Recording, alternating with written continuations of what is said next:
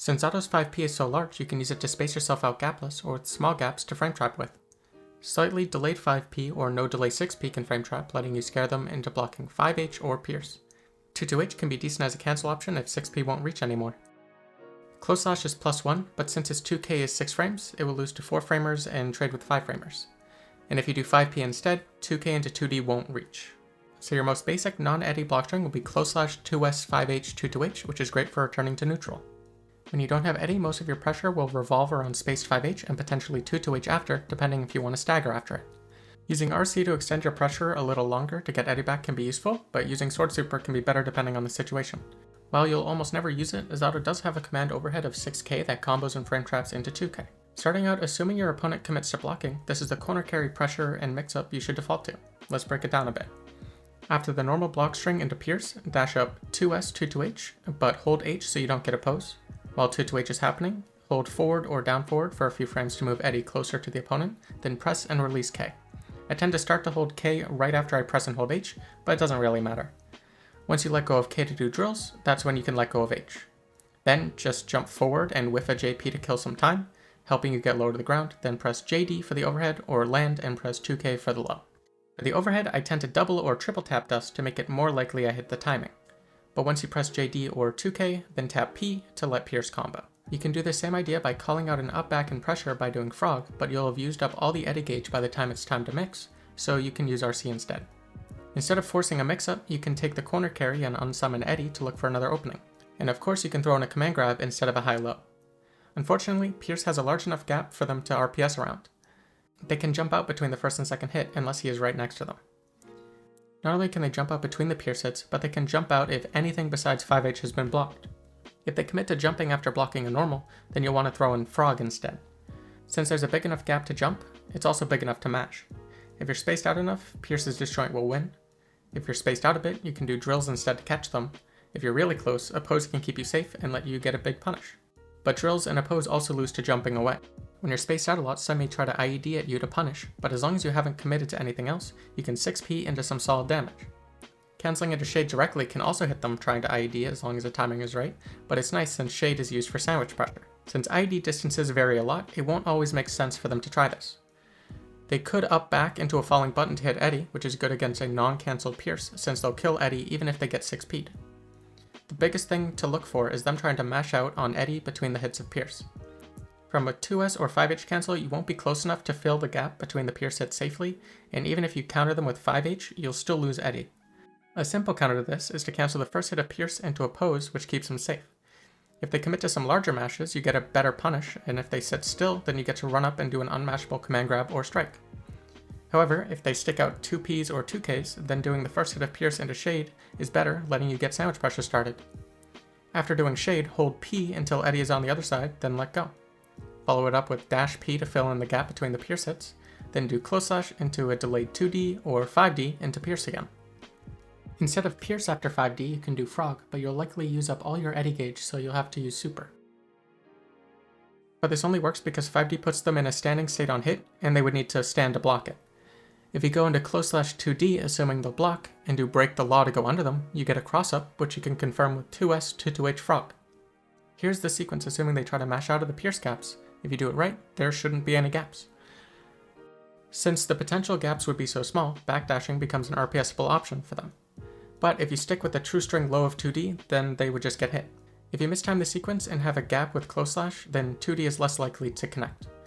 If you get it just right, a very delayed 2D can work, but even then it's not easy. So if you recognize that they get hit by close slash and the 2D whiffs, just dash up for a close slash for another chance at it, with drills instead of pierce after. Tap dust does combo from air hit close slash, but it won't work with pierce. This is another reason why using frog can be useful at the cost of extra eddy gauge.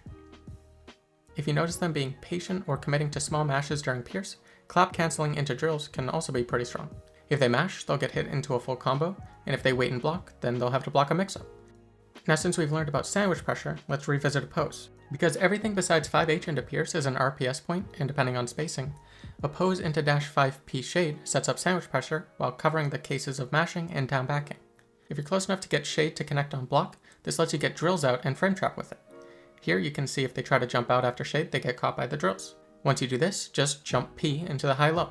If you're a little spaced out, Shade will heavily punish people trying to mash, but many will not react in time and hold the mix-up anyway. If they're really aware, they can jump out and IED away, otherwise they get put in the blender. In the corner, using oppose, dash up tap dust gives an easy confirm and can't be mashed on. As long as you're fairly close, dash up throw also gets a confirm. Dashing for too long will make you miss this window, losing Eddy and messing up the Oki. Mid-screen you can clap cancel the first hit of Pierce into drills for lockdown, but will beat or lose to mash depending on the spacing. From close/2S spacing, you can do oppose or drills to catch small range counterpokes, giving good reward. If they try to avoid 5H into Pierce and get hit, the pushback will make it easier for drills to be at the right spacing. Starting simple, during drills, do dash up 5D for a high with 2K or 2D into a Pierce for a high-low mix-up. 5D into Frog also works, but that will use up all your Eddy gauge. For a stronger mix-up, during drills, dash up and do a straightforward air dash while holding forward, then JS into either JD or land 2K into Pierce and then fill the gap. An alternate combo route is to do 5K after the first hit of Pierce into JD then Frog for a lot of corner carry. Mid-screen, you will also get a cross-up mix-up using JD. After drills, do dash up close slash into Pierce, then JD and confirm it with close slash. Even if they block it, you still get sandwiched Eddy for one more mix-up chance with JS into Frog into break the law for a cross under. Also, you could do a lower to ground JS to make it whiff, then throw them into Frog. But you don't need to be that fancy. If they block the cross-up, then just doing normal sandwich pressure works well. In the corner, you can go right into JP whiff high-low if you prefer it to IED JS. If you have enough wall health, you can loop this on Oki. A slight variation to the high-low is to simply jump, then air dash down forward in JD or 2K or throw. And just like before, you can always go into something simple like tap dust. But getting a bit more advanced, you can set up a fuzzy by doing IED JS into Frog, then doing a rising JD into air dash JH 5H, though you have to do super to get anything past 5H. Adding anything else in will space you too far away for the super to connect in time. Mixing in oppose as another layer to your mix-ups makes your offense even better. In the corner, you can do down forward air dash JH for oppose into an unmashable command grab. You can also go right into 2K then oppose to make sure they stay committed to down backing a little longer. 2K oppose 2K tap dust is a nice sequence since the 2K stagger on counter hit combos into the tap dust and auto times a confirm for the overhead. 2K oppose dash throw also auto times a confirm, giving a nice unmashable strike throw on top of layered high-low. Since jump is a strong option against Pierce, drills, and oppose, you should be mixing in Frog to keep them honest once they show they're willing to do it. You can do the same Blockstring I talked about at first, but it'll use up all your gauge. If you're a bit closer, you can go straight into close slash for a high-low, or JD to cross them up from before. When they show respect, going for a quick button into Shade for sandwich pressure can be strong. When Eddy is already summoned and you use Frog, running behind it and IEDing into JS for the high-low is great. Frog is also great when you space yourself in the corner, catching jump attempts and keeping a lot of plus frames. But in times where Eddy is gone and you have them cornered, spacing them out and waiting for jumps to react to with JP and 6P is a good strategy to keep them cornered as you wait for him to come back. Besides the times when you lose Eddy due to how you used him, YRC and Burst are the most likely reasons you lost him. Since 5H into Pierce is a common default option, they may try to YRC right after seeing 5H to catch you before you get too far. You can space 5H far enough that their YRC will whiff, but it's pretty specific. The only safe buttons are 2P, 5P, and 5K.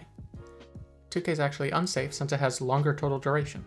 If Eddy is out and you do any of these safe normals on block, then Eddy just unsummons rather than losing all the gauge.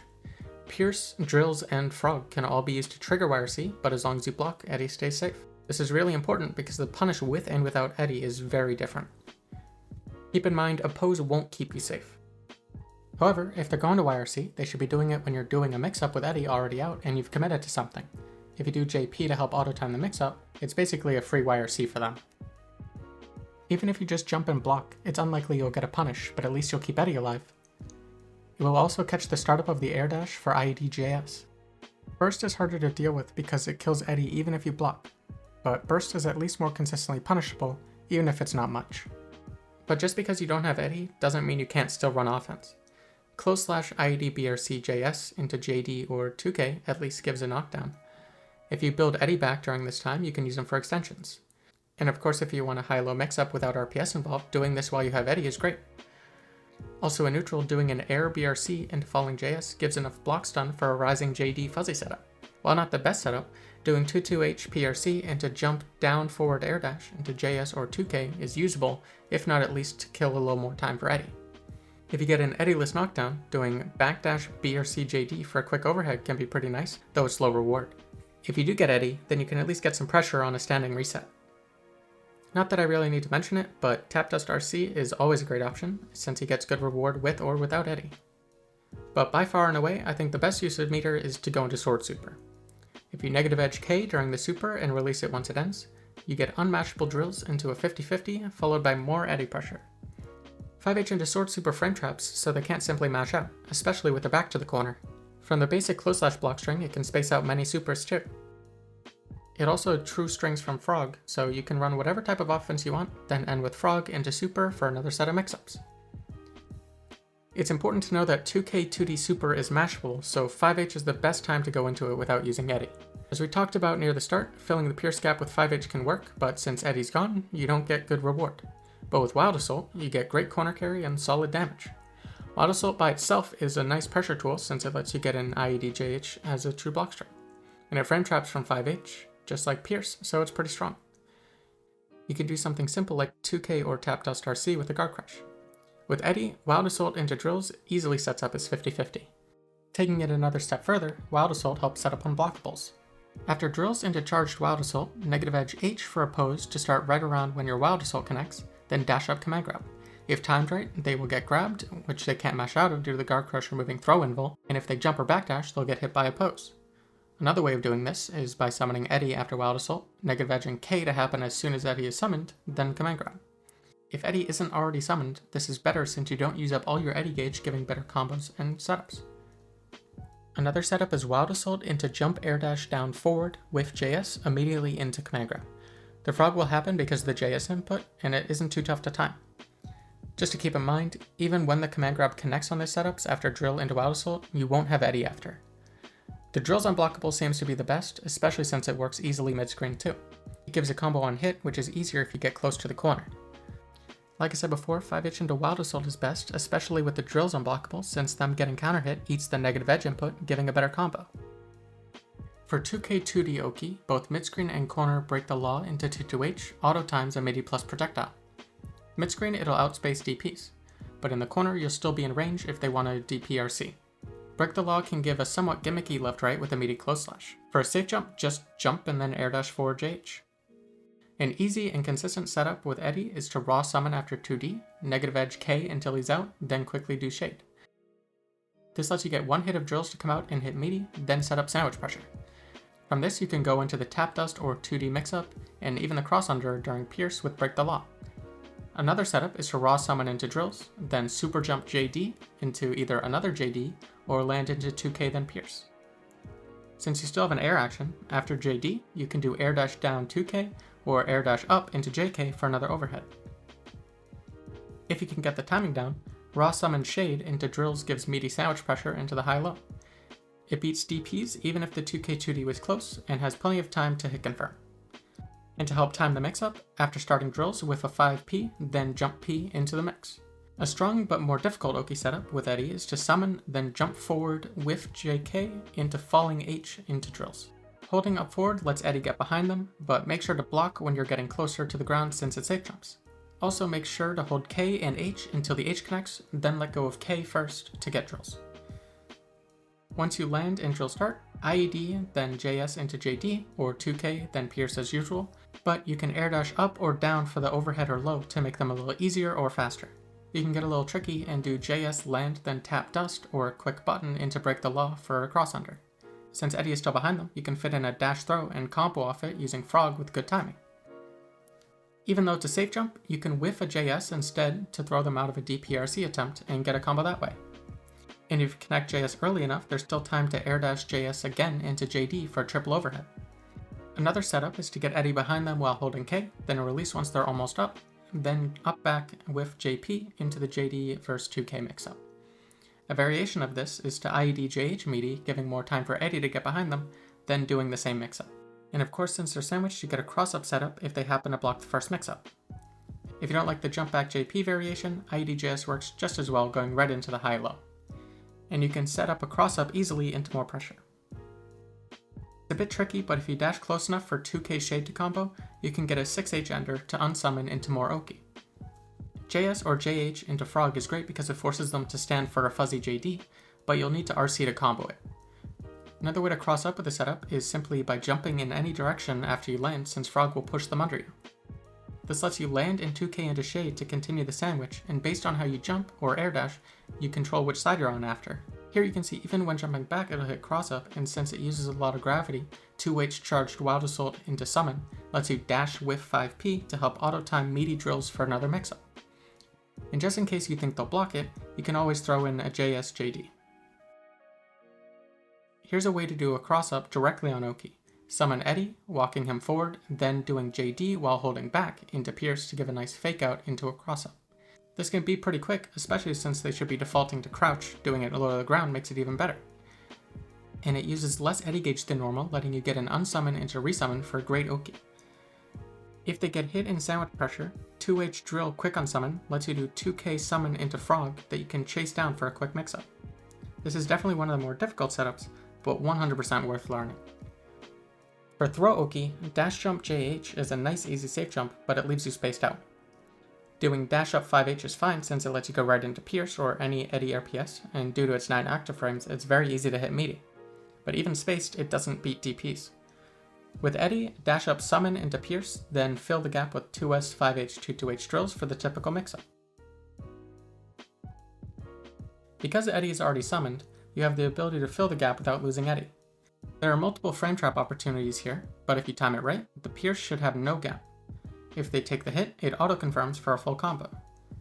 Another option is to run up close and oppose. This lets you beat mashing and start sandwich pressure, or go for the unmashable command grab.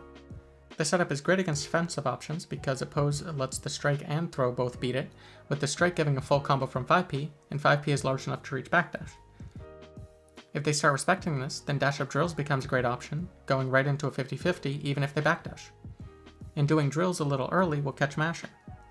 In the corner, /OTG, IADJH is the go-to safe jump. 2-2H also works if you prefer that. Doing /OTG into 2-2H will whiff unless you delay the 2-2H a little bit, but this spaces you away from DPs. When you have Eddie, you should pretty much always go into drills because it easily meaties and gives the strongest mix-ups. OTG 2K into drills also works and does a bit more wall damage. It gives a full combo on hit and free reign to high-low throw as you please. Since drills has so much block stun, it forces respect, and it can be fun to abuse that respect by doing double air dash down forward into the high-low throw. When it comes to a command grab in the corner, meaty 2D beats all mashes and gives a combo on counter hit, but not on normal hit. It also catches backdash and lets you set up normal Pierce pressure. 5H will lose to 5-frame mashes and faster, but it is a better starter and pressure tool. It will hit backdash and jump, but not combo. Backdash into Frog is the anti-DP and burst. But my personal favorite is 5K dash BRC since it catches jumping and mashing, giving a full combo on hit, and gives extra time for Eddie to regen if he needs it. We'll come back to Corner Oki in a minute. For counter hit 6P Oki, raw summon, then shade into drills. This lets you set up your typical high-low and cross-up setups.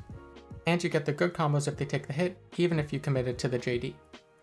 In times where you need RC to combo, dash up 2H raw summon Frog 2S unsummon gives great corner carry and lets you set up Drills Oki. Alternatively, raw summon, then hold down forward into 2S with a delayed release of S for Frog, lets you unsummon and keep them right next to you for whatever Oki you'd like. In times where you run out of Eddie gauge by running mix-ups, ending with 2H into Sword Super gives immediate drills on top of a lot of corner carry. Like always, it's an easy confirm if they get hit on wake up. Once they show respect, run up a pose into throw, tick throw, or any other pressure option you like, but remember drills gives a 50-50.